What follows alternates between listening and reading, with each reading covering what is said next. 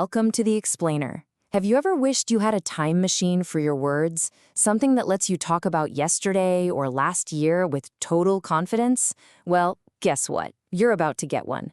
Today, we're diving into the past simple, and by the end of this, you'll have every single tool you need to tell any story from the past. So let's kick things off with a story. This is Mozart. He was a composer. He lived in the 18th century. He wrote hundreds of pieces of music. Are you seeing the pattern here?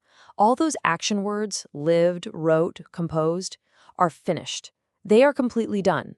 And that is the absolute key to the past simple. We use it for things that are over. And that's exactly why this tense exists.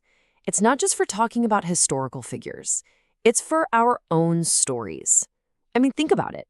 Telling a friend what you did last weekend, sharing a memory from when you were a kid. Heck, even just explaining why you were late for a meeting.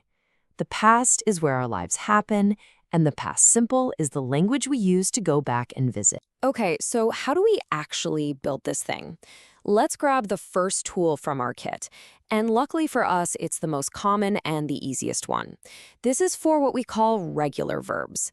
And trust me, you're gonna love how simple this is. It's really, really straightforward. If you work today, you worked yesterday.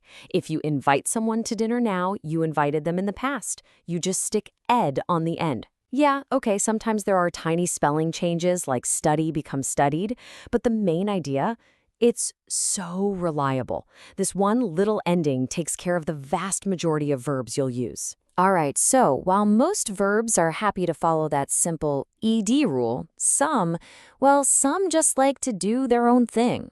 They're kind of the rebels of grammar, the rule breakers. But don't let that scare you. They're not difficult, they're just unique. So let's go meet these irregular verbs. And here's the big difference, laid out plain and simple. Regular verbs are predictable. You can count on that ed. Irregular verbs, on the other hand, have their own special past tense word that you just get to know. Kind of like learning a friend's name. That's exactly why we say Mozart wrote music, not righted. There's no complicated logic to it. It's just a different word you learn to use. And here are some of the most common rebels you'll run into all the time. Write becomes wrote. See becomes saw. And then go does this whole other thing and becomes went. And get this, some of them, like shut, don't even change at all. The best way to think about them is like a small exclusive club of words. Once you know who's in the club, you're all set. Okay, so we know how to say something happened. But what about asking if it happened or saying it didn't happen? For this, we have an amazing secret weapon in our toolkit. It's a tiny little helper word that makes questions and negatives incredibly easy. And that word is did. Now, before we unleash did, we just need to know one quick term, the infinitive. Don't worry, it sounds way more technical than it is. The infinitive is simply the verb in its most basic, original, out-of-the-box form. No ed, no special changes. Just the plain verb itself, like enjoy, see, or go. And this is where the magic happens. Look at that first column. I enjoyed, she saw. The verb itself is carrying the past tense. But now look at the question and the negative. We say, did you enjoy? Or she didn't see. See what happened? The little word did swoops in and does all the heavy lifting. It takes care of the past tense, which lets the main verb relax and go back to its simple, original infinitive form. Super efficient, right? So that gives us this super simple 3-step recipe for asking just about any question about the past. Step 1, start with did. Step 2, add who or what you're talking about. You, he, the movie. Step 3, add that main verb in its original basic form. Did you go? Did she see?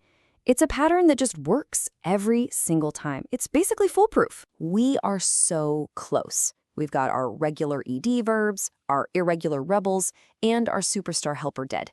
There's just one last, very special tool for our kit.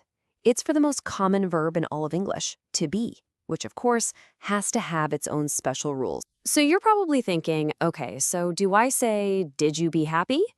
And you know what? That is an excellent question because it shows you're connecting the dots. But the answer is no.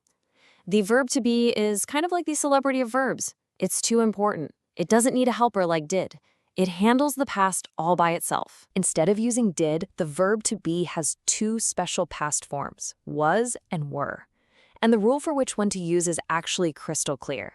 If you're talking about I, he, she, or it, you're going to use was or wasn't. For everybody else, we, you, and they, you use were or weren't. And that's it. That's the whole rule. You can see it perfectly in this sentence here. I wasn't angry. I goes with was. Because they were late. They goes with were.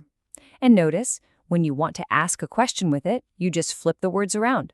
Was the weather good? No did needed. The verb to be is strong enough to do it all on its own. And there you have it. That's the whole shebang. Your past simple toolkit is officially complete. You've got the simple ed rule for most verbs. You know about the irregular rebels. You have the powerful helper did for making questions and negatives, and you've got the special case of was and were. You are now fully equipped to talk about anything in the past. So really, the only thing left to do is to start using these tools. That's what makes it all click. So think about it. What's something you did yesterday? Maybe you worked, maybe you saw a movie, or maybe you were just relaxing at home. What's one story from your past that you can tell right now? The past is officially yours to explain.